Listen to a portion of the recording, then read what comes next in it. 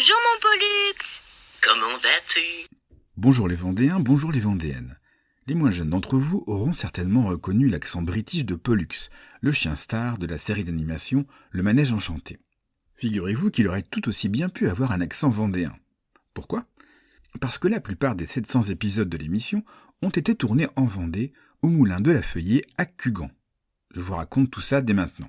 1, 2, 3. Le créateur du Manège Enchanté, Serge Dano, est né à Clisson en Loire-Atlantique en 1931. Son père, Max, dirige depuis 1923 une importante chamoiserie située sur les bords de Sèvres, à la Feuillée, sur la commune de Cugand. On en reparlera. Les relations père-fils n'étant pas au beau fixe, Serge quitte le foyer familial très jeune et enchaîne les petits boulots. À Nantes, scaphandrier, démineur, carnavalier, puis à Paris, où il travaille un temps comme peintre sur la Tour Eiffel. Des métiers alimentaires, puisque son rêve, c'est d'intégrer le monde de la publicité. C'est en tant que balayeur qu'il entre dans le secteur à la Société des cinéastes associés.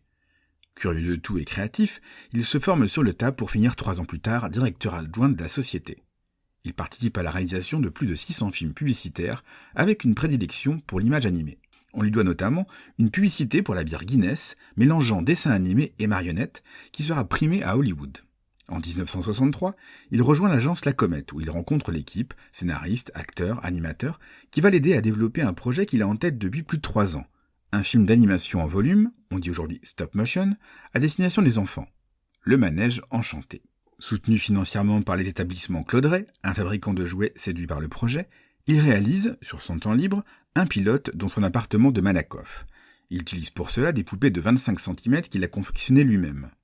Début 64, ce pilote est présenté à l'ORTF qui tombe immédiatement sous le charme et commande 226 épisodes. Le premier épisode de 5 minutes est diffusé le 5 octobre 1964 à 19h20, un horaire jusque-là occupé par Nounours et Bonne nuit les petits.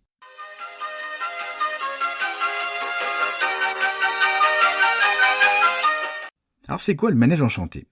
Eh bien, il s'agit du manège du père Pivoine sur lequel s'amuse la petite Margotte. À chaque épisode, surgit un drôle de personnage sur ressort, Zébulon, qui avec la formule magique tournicotis tournicoton nous transporte au pays du Bois Joli, où Margotte retrouve Azalée la vache, Ambroise l'escargot, Flappy le lapin, le bonhomme Jouvence, le jardinier, et à partir du 5e épisode, Pollux, le Yorkshire Terrier à l'accent anglais. C'est Patricia, la fille de Serge, alors âgée de 11 ans, qui prête sa voix à Margotte. C'est en 1966 que l'aventure devient vendéenne. Serge Dano, désormais à son compte, a besoin de place pour ses studios et il décide de s'installer dans les locaux disponibles de la chamoiserie familiale à Cugand, à la Feuillée. Jusqu'en 1968, les deux activités vont cohabiter. Une autre entreprise vendéenne profite du succès. Aux Herbiers, la toute jeune société de confection Albert, sous-traitante des jouets Claudret, va fabriquer plus de 50 000 peluches Pollux.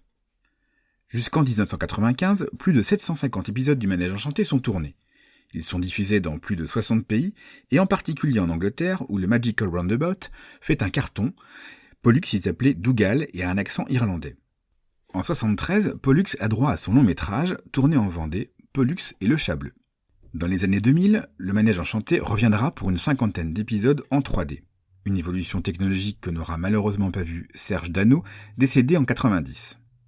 Malgré l'arrêt de la série, le site de la Feuillée n'a pas perdu sa vocation artistique puisque depuis 2013, c'est l'équipe de Hellfest Productions, le plus grand festival de France, qui occupe les locaux. C'est tout pour aujourd'hui. Je vais écouter du métal avec Margotte. C'était Sébastien de la page Facebook Le Saviez-vous Vendée.